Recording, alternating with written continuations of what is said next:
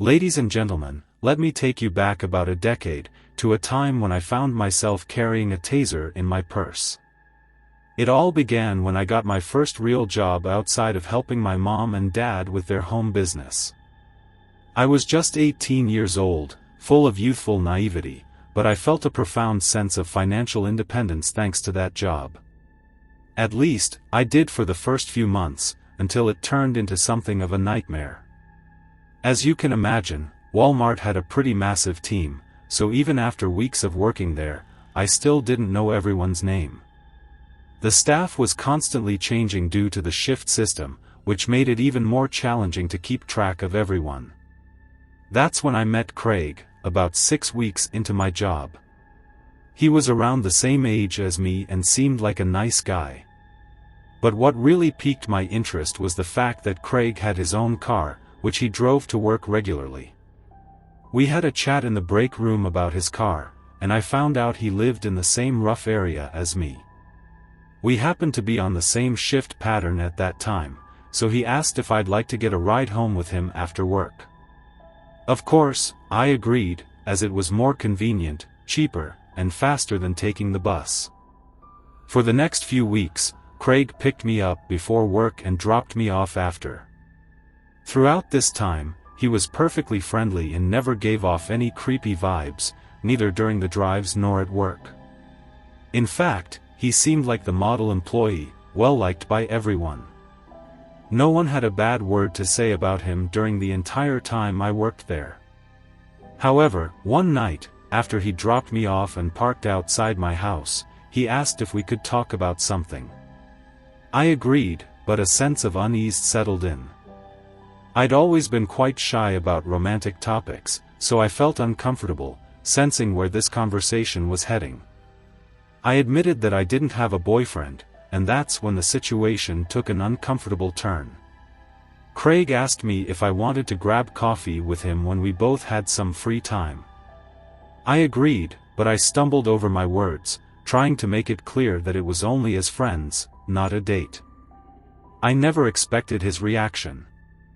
He began to tell me how much he liked me and insisted that I liked him too, or I wouldn't be spending so much time with him. It was clear that he had delusions, seeing a connection that didn't exist. I genuinely apologized and told him that I didn't want to hurt his feelings, but I didn't see him romantically. I was flattered but not interested in that way. That's when he locked the car doors.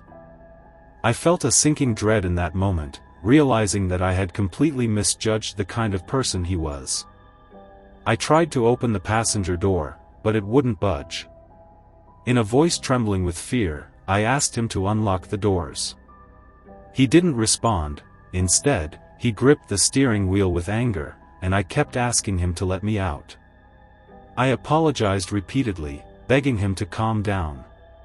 Then he launched into a tirade about how I had led him on, how I was wasting his time, and taking advantage of him. He believed I owed him something, and that's when he put his hand on my knee.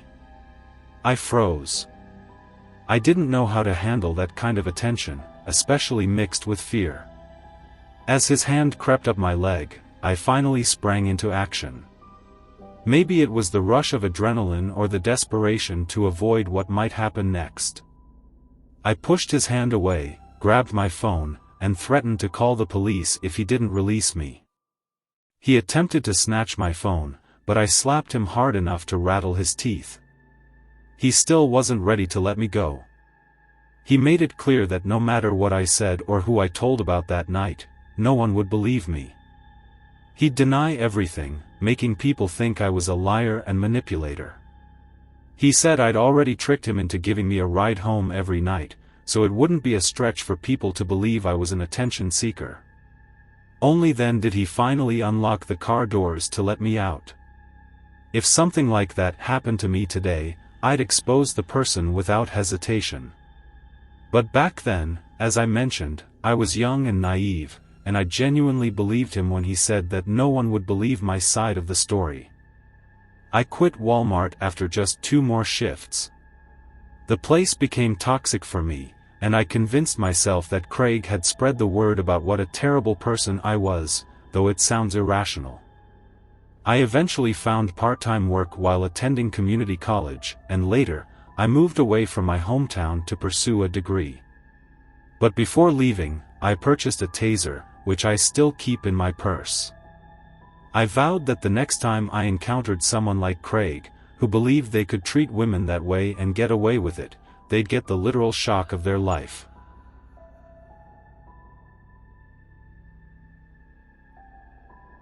I live in Spokane, Washington, with my family.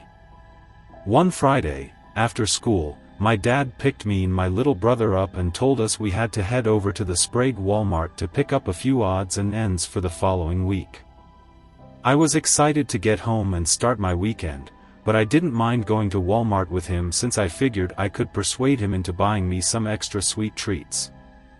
The alternative was walking home, and it looked like rain was on the way, so going with my dad seemed like the better option. We wandered around Walmart for a while, talking about how school was going and our family's plans for the weekend. I managed to convince my dad to drive me to a friend's house the next morning in exchange for a promise to complete all my homework that evening. It seemed like a small price to pay since I couldn't have made it to her house on my own, as she lived on the other side of town.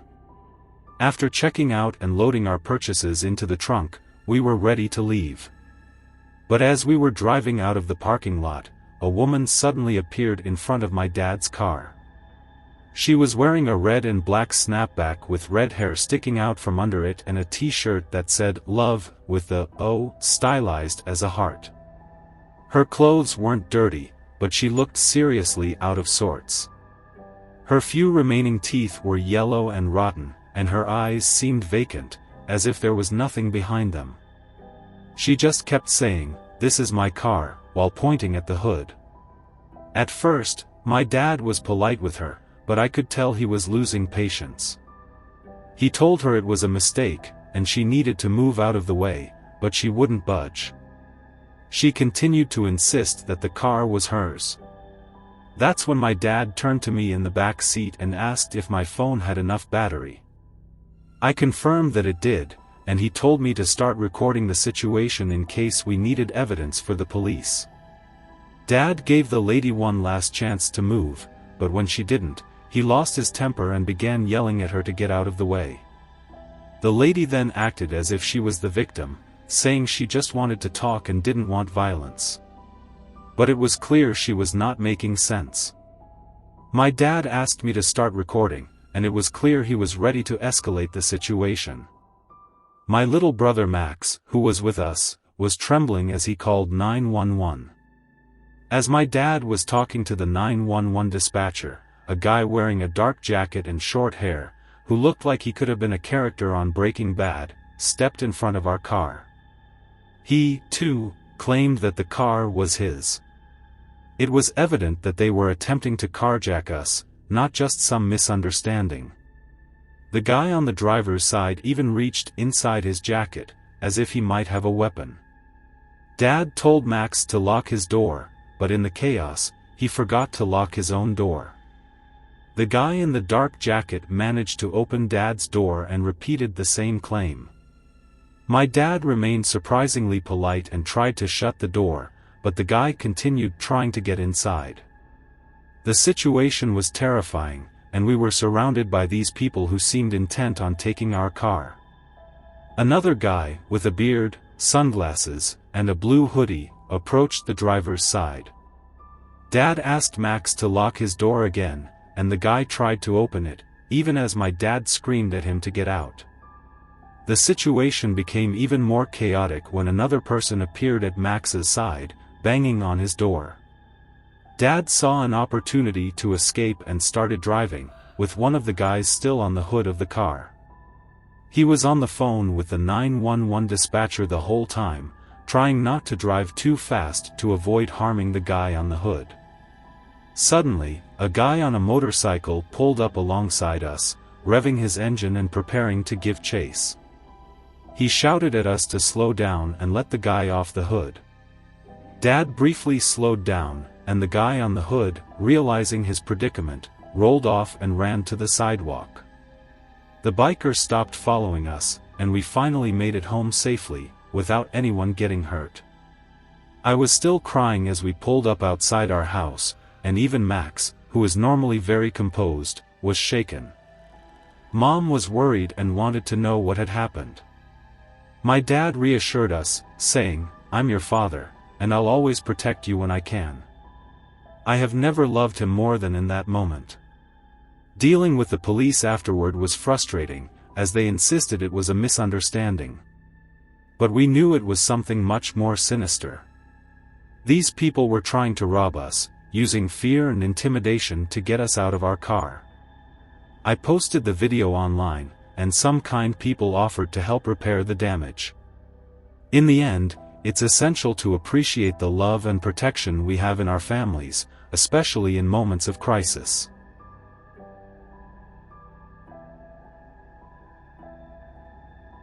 I want to share the most terrifying experience of my life, which happened in a Walmart parking lot. I won't reveal my name or the exact location because, as you'll soon understand, it's a story I'd rather keep anonymous. This year has been a dating disaster for me. I broke up with my girlfriend in February, just before Valentine's Day. It was a mutual decision, so it wasn't as painful as you might imagine. I quickly moved on, back on dating apps within 2 months, searching for someone new. In May, I met a girl who seemed perfect in every way. She even gave me a single red rose, which completely bowled me over. But things turned intense, then cold, and she messed with my head. I got over it, but similar experiences kept happening, leaving me feeling hopeless. At the end of last month, I had 2 dates lined up with 2 different girls, which was unusual for me. I'm not trying to brag, as most of my dating attempts this year had failed spectacularly. But, I was just confirming the plans with these 2 girls. Within an hour, both messaged me saying they weren't interested. It hit me hard, and I felt like a complete failure, like nobody would ever want me. I couldn't handle the rejection, and I'll be the first to admit that what I did next was not a healthy way to cope. I was at work at a local convenience store, and I walked out from behind the register, grabbed a random bottle of wine, and drank as much as I could stomach. I even moved on to a bottle of wild turkey, a liquor I didn't even like. Taste didn't matter, I just wanted to escape. In this almost breakdown state, I left the store at 1 p.m., bottle in hand, and wandered off into the afternoon sun, intent on drinking myself into oblivion. The next thing I knew, I was waking up in a Walmart parking lot, under the bright blue Walmart sign, and it was dark. I had no idea how I got there.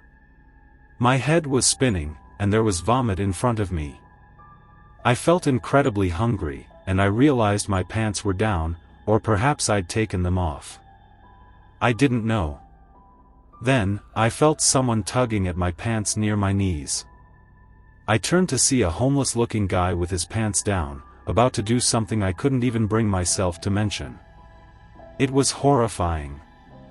I fought like I'd never fought before, as if my life depended on it. I fought for survival, and I can't overstate how horrifying the experience was. After struggling, biting, and throwing elbows and knees, I managed to overpower the guy. I left him in a terrible state, but I can't say whether he survived or not, as there was no news about it. This is something I've never told my family or friends, and I've never sought professional help to deal with it. Writing this anonymously gives me some degree of closure. I'm not proud of my actions, including stealing from my workplace, which got me fired, and beating that guy.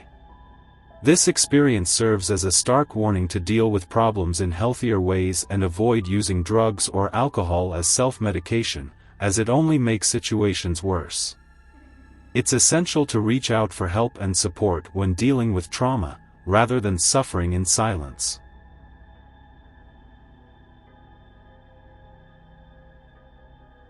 I've been a Walmart shopper for as long as I can remember. Even as a child, I'd tag along with my single mom on her weekly trips to the supercenter. Over the years, I've witnessed some bizarre and downright scary incidents at Walmart, from associates getting into fistfights in the parking lot to people using the store aisles as their personal restrooms. But one particular incident stands out as the most terrifying experience of my life at Walmart. Like my mother before me, I became a young mother myself. It all started as a reckless mistake at a college party where a broken condom led to an unexpected pregnancy. Despite considering termination, I decided to keep the baby, and it turned out to be the best decision I ever made. With the help of my mother's support and financial assistance, I was able to continue my studies, and now I have a wonderful young son who I consider an absolute blessing. If I could go back and relive my life, I wouldn't change a single thing. However, in 2016, our small town was shaken to its core when a child went missing from the local elementary school. Teachers had witnessed the child leaving the school premises hand in hand with a woman they didn't recognize as the child's mother.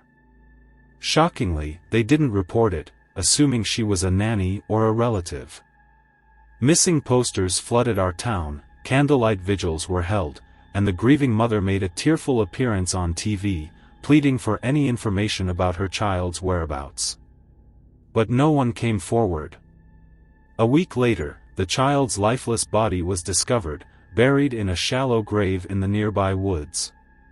The entire town was plunged into mourning, and I couldn't help but imagine how easily it could have been my child who disappeared and met such a tragic fate.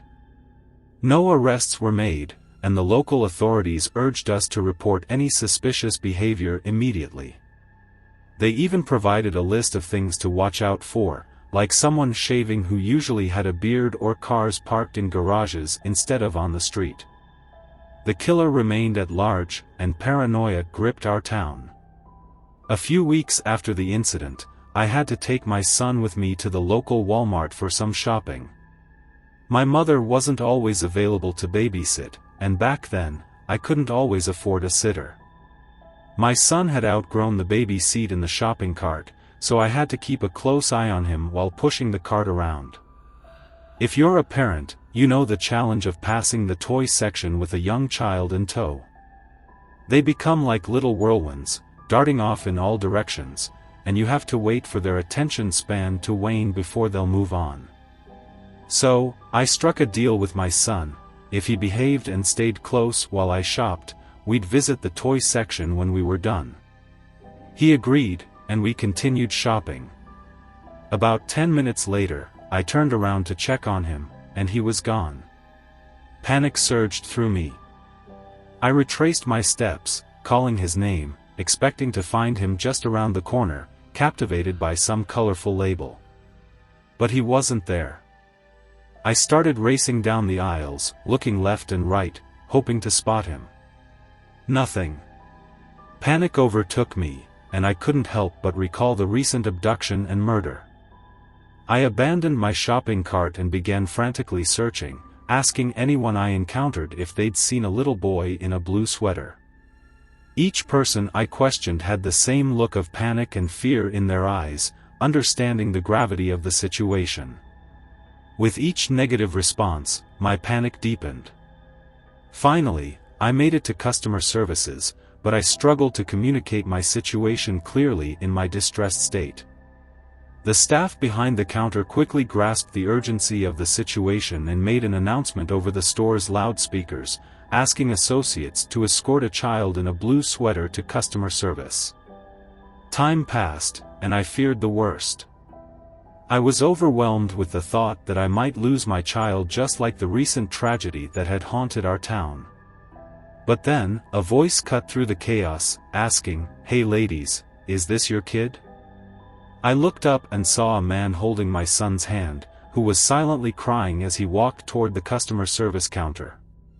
Relief washed over me like a tidal wave. I rushed to my son, scooping him up in my arms, and we cried together. I was too elated to be angry at him for wandering off, which he did because he wanted to find the toy section since he was bored. Ironically, that was the one place I hadn't checked in my panic. I profusely thanked the man who found my son, even offering him all the cash I had as a reward. He graciously declined, understanding the recent tragedy that had affected everyone in town. That day, the Walmart staff went above and beyond to assist us. They asked if the abandoned shopping cart near the frozen food section was mine and offered to bag my groceries before helping me to my car. Their kindness was a lifeline for us, and I'm forever grateful for their support during that harrowing experience. Without a doubt, this was the scariest moment I've ever experienced at Walmart and in my entire life. Just recounting it brings back the fear and relief I felt that day. It serves as a stark reminder to always keep a close eye on our children in public places, as there are indeed malevolent individuals in the world.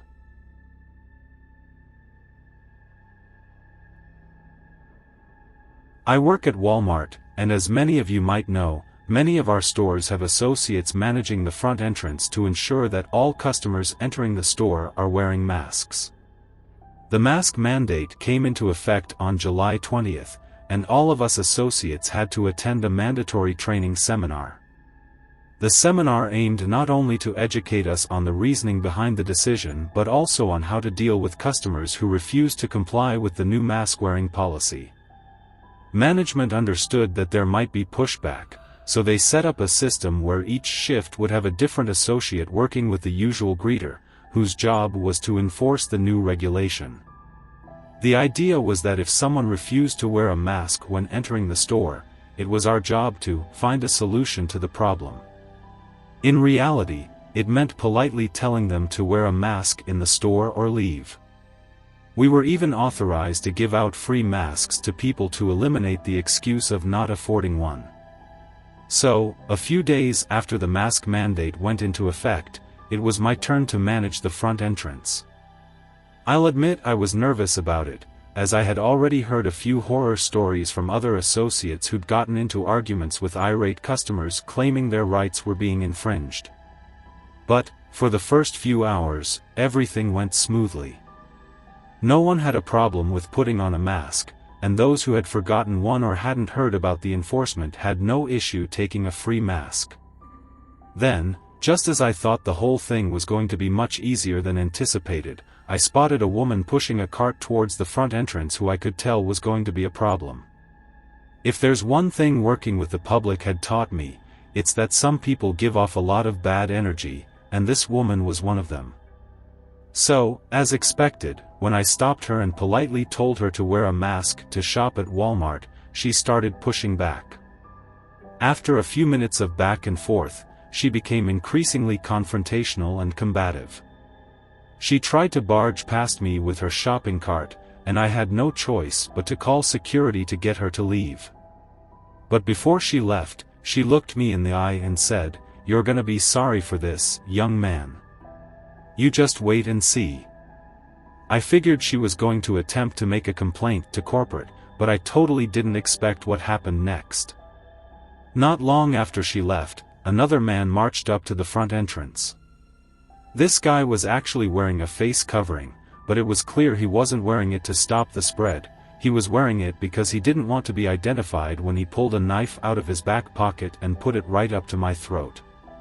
He started growling, saying things like, "You think it's okay to treat women like that, huh? And, punks like you need to learn respect." It turned out to be Karen's husband, who she had evidently unleashed on me because I had disrespected her or whatever. Feeling the cold metal of that blade against my throat, I can't even begin to describe how terrifying that was. Everything slowed down, and I waited for him to take it away. I didn't really think he was going to do anything, given the number of witnesses around, but there was still that chance he was crazy enough to go through with it. Thankfully, he left before the cops arrived to take statements, and as far as I know, they never found the guy to arrest him. This whole pandemic situation has been hard on all the associates, and I feel like it's driving some people to their breaking points. I'm just thankful that guy didn't have it in him to actually harm me, or I might not be around to write this right now. It's essential for all of us to be good to each other. Times are hard enough without us getting all crazy on each other.